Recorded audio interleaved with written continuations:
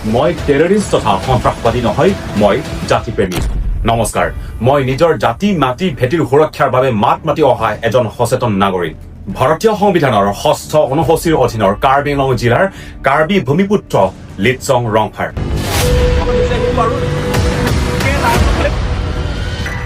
যিখন চৰকাৰে জাতি মাটি ভেটিৰ সুৰক্ষাৰ কথা কৈ থাকে, যিখন চৰকাৰে খিলঞ্জীয়া সংৰক্ষণৰ কথা কৈ কৈ শাসনত আহিল, সেই চৰকাৰৰ দৃষ্টিত আজি আমি সন্ত্ৰাসবাদী অৰ্থাৎ টেৰৰিষ্ট। যোৱা ৮ ছেপ্টেম্বৰ তাৰিখে মোক মিছা অভিযোগত চৰকাৰী পক্ষই ষড়যন্ত্ৰ কৰি সন্ত্ৰাসবাদী সজাই মোক গ্ৰেপ্তাৰ কৰিলে। নিজৰ মাতৃভূমিৰ কাৰণে তেনেকুৱা এৰেষ্ট হৈ থাকিম।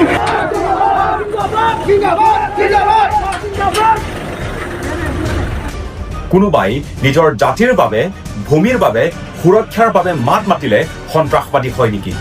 মানুহৰ লগত শান্তিপূৰ্ণভাৱে হাত জুৰি কথা পাতিলেই ত্ৰাস সৃষ্টি কৰা হয় নেকি? নিশ্চয় নহয়। আৰু ময়ো সন্ত্ৰাসবাদৰ সৃষ্টি কৰা বা কাৰোবাৰ মাজত সংঘাত সৃষ্টি কৰা একো কাম কৰা নাই আৰু কৰিবও নিবিচাৰো। মাত্ৰ আমাৰ কাৰ্বি ভূমি সুৰক্ষা বিচাৰি আলোচনা কৰিছো, যাৰ বাবে মোক সন্ত্ৰাসবাদী সজালে। বৰ্তমান সময়ত আমাৰ দৰে খিলঞ্জীয়া নিজৰ অধিকাৰ বিচাৰি প্ৰাপ্য বিচাৰি মাত মতা অথবা কিবা এটা আলোচনা কৰাও চৰকাৰৰ দৃষ্টিত সন্ত্ৰাসবাদ। চৰকাৰ তথা শাসক পক্ষই আমাৰ দৰে খিলঞ্জীয়া জনগোষ্ঠীৰ লোকসকলক বাৰে বাৰে দমন কৰিব বিচাৰি আহিছে আৰু তাৰেই ভুক্তভোগী মই এজন কাৰ্বি। নিজৰ ভূমিৰ বাবে কৰা আলোচনা যদি সন্ত্ৰাসবাদ হয়, ৰাইজৰ লগত কথা বতৰা পতা মানুহক যদি চৰকাৰে সন্ত্ৰাসবাদী সজায়, তাতকৈ আৰু দুখৰ বিষয় খিলঞ্জীয়াৰ বাবে অসমীয়াৰ বাবে কি হ'ব পাৰে? জনসাধাৰণৰ ওপৰত অত্যাচাৰ চলোৱা এই চৰকাৰক ধিক্কাৰ। চৰকাৰৰ এই শোষণ অত্যাচাৰ একপক্ষীয় সিদ্ধান্ত কাৰ্বি অসমীয়াই আৰু মানি নলয়। চৰকাৰে খিলঞ্জীয়া জনগোষ্ঠীৰ কণ্ঠ দমন কৰি অহাটো কোনো নতুন কথা নহয়। আগৰেই পৰা আমাৰ দৰে খিলঞ্জীয়া জনগোষ্ঠীক দমন কৰি আহিছে, কিন্তু সময় সলনি হ'ল। আজিৰ অসমীয়া খিলঞ্জীয়া আগৰ অসমীয়া খিলঞ্জীয়া হৈ থকা নাই। আজিৰ কাৰ্বি আগৰ কাৰ্বি হৈ থকা নাই। এতিয়া খিলঞ্জীয়া সজাগ হৈছে, কাৰ্বি সজাগ হৈছে। কাৰো অত্যাচাৰ নিৰ্বিকাৰ হৈ আমি সহ্য কৰি নাথাকো। শেষত মই কৃতজ্ঞ ৰাইজৰ ওচৰত। মোক এই সময়ত আপোনালোকে যিমানখিনি সহায় কৰিলে তাৰ বাবে মই চিৰদিন ঋণী হৈ ৰম আপোনালোকৰ ওচৰত। সমগ্ৰ অসমৰ বহু লোকে বহু সংগঠনে জাতিভেদ পাহৰি মোৰ বিপদৰ সময়ত যথেষ্ট সহায় কৰিলে, মোৰ বাবে মাত মাতিলে, মোৰ বাবে থিয় দিলে। মই ধন্যবাদ দি শেষ কৰিব নোৱাৰিম। মই কৃতজ্ঞ আপোনালোকৰ ওচৰত। মোৰ কাৰ্বি ভাই ককাইহঁত বাই ভনীহঁত আপোনালোকে ইমানখিনি সমৰ্থন কৰিলে যে মই ধন্যবাদ দিবলৈ শব্দৰ অভাৱ মোৰ।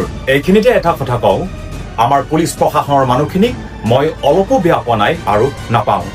আপোনালোকে চৰকাৰী নিৰ্দেশনা মানি মাত্ৰ নিজৰ দায়িত্বখিনি পালন কৰিছে আৰু আন দিনতকৈ বেছি কষ্ট হৈছে। আপোনালোকে ৰ'দত পৰি গৰমত জ্বলি গোটেই দিনটো ভালকৈ নোখোৱাকৈ মোৰ বাবে দায়িত্ব পালন কৰিবলগীয়া হৈছে, দিনটো থিয় হৈ থাকিবলগীয়া হৈছে। আৰু তাৰ পাছতো আপোনালোকে অকণমানো অলপো মোক বেয়া ব্যৱহাৰ কৰা নাই। আপোনালোকলৈ মোৰ অশেষ ধন্যবাদ আৰু কৃতজ্ঞতা। মই আজীৱন কৃতজ্ঞ হৈ ৰম আপোনালোক সকলোৰে ওচৰত।